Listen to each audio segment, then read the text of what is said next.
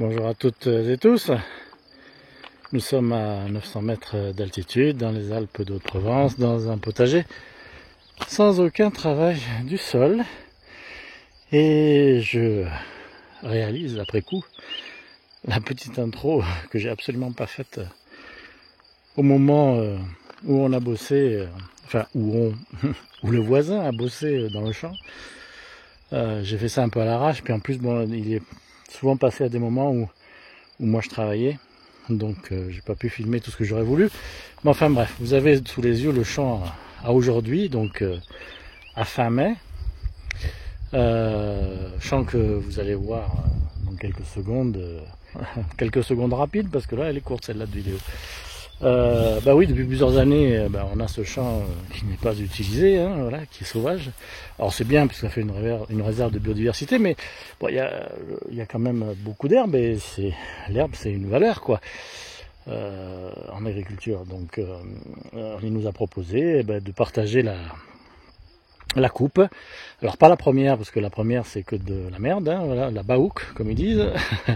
La baouk, je pense que c'est ça en fait la baouk, c'est, je sais pas, je suis pas sûr, mais bon, c'est tous ces trucs un peu tout fins là, qui après sèchent et font un truc pas terrible quoi. Et que vous avez là par exemple, hein, il en reste, hein. Tout n'a pas été ramassé, voilà. Vous voyez, c'est une espèce de truc sans grande valeur ajoutée, en tous les cas pour les animaux. Donc il a fait cette première fauche qu'il nous a donné en intégralité. Enfin, il a gardé 2 bottes pour lui pour faire des tests. Des tests de liage en fait. Bref, et puis après quelques semaines, voilà, il y a de l'herbe qui repousse. Alors l'herbe intéressante, c'est celle-là quoi. Voilà, ça c'est bien quoi. Ça va être bien. Donc on va faire un regain, je sais pas quand, hein, pas maintenant, hein, dans quelques semaines. Et puis un regain c'est une coupe automnale, tardive, une deuxième en tous les cas, ça c'est bien. Et puis voilà, donc c'était pour faire cette putain d'intro, pour resituer le truc, un champ qui n'a pas dû être moissonné depuis comme je dis un peu dans la vidéo, il y avait une piste de crosse ici, donc elle passait un peu partout, donc avant, il y a peut-être 15 ans quoi, hein, que ça n'avait plus été touché quoi. Donc c'était un peu anarchique. Et là ça va redonner vie, disons, une certaine vigueur à ce champ pour nous fournir à nous et à lui du foin de qualité. Voilà. L'histoire de cette première coupe. Qui nous fait bien plaisir parce que ça nous fait, alors je dis pas peut-être pas notre saison complète de foin, mais au moins une partie quoi. Et quand c'est gratos, et quand en plus c'est sur place, parce que là il n'y a même pas à aller le chercher ou quoi que ce soit, c'est quand même bien agréable, et puis que ça sorte de chez nous, ça aussi c'est une autre satisfaction. Allez, je vous laisse avec la suite de la vidéo très très courte sur cette fauche.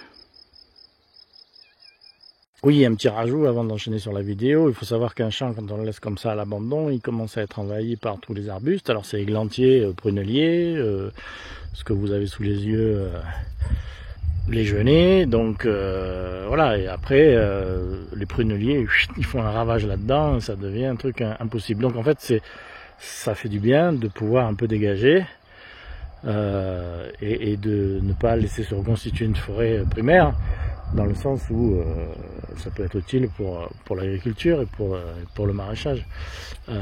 Parce que les pruneliers, je vous dis pas, ça c'est bien, on en laisse toujours des zones, hein, mais sinon ça envahit tout, hein, c'est sûr, c'est clair. Promenade de chats et de chiens. Oh, si on laisse faire, hein, on les emmène dans la forêt les deux, hein, sans problème. Enfin, le chien c'est normal, mais le chat c'est moins courant. Allez, et voilà. Après 5 ans d'inactivité, on va dire, ou même peut-être 10 ou 20 ou 30, non pas 20, 30, parce qu'il y avait une piste de cross, on exploite notre champ d'herbe pour en récupérer le foin avec le voisin. Alors la première coupe, vu que c'est de la paillasse, lui ça l'intéresse pas. Il prendra la deuxième, enfin on se partagera la deuxième. Mais nous, la paillasse, on en veut. On en veut bien. Donc ben voilà, il a attaqué, et après il fera les bottes a priori. Bon, lui aussi il a ce rod, hein, donc c'est bien. C'est gagnant-gagnant. On va laisser un peu des églantiers, un bouquet par-ci, un bouquet par-là. On va laisser les robiniers, les prunelliers sur la gauche, en limite de terrain. C'est ceux qui me cassaient les pieds ici, que j'arrête pas de couper. Et la forêt d'épineux, mais c'est bien comme barrière naturelle ça. Et puis bon, il faut aussi des refuges pour les bestioles, mais bon, de toute façon, un champ entretenu, après ça repousse, et puis il y a plein de vie, il n'y a pas de souci. Hein. C'est les forêts, hein, c'est tout. Hein.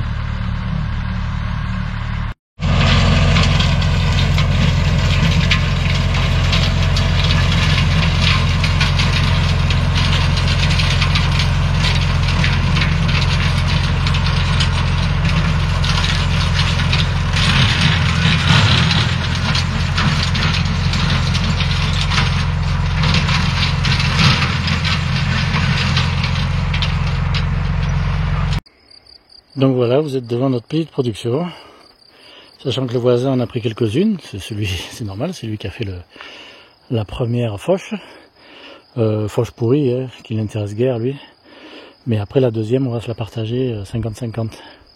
Oui, ça donne pas grand-chose, mais bon, ben voilà, c'est toujours quelques bottes, hein, par rapport à la grosse qu'on nous a filée aussi, qui était un peu pourrie, donc...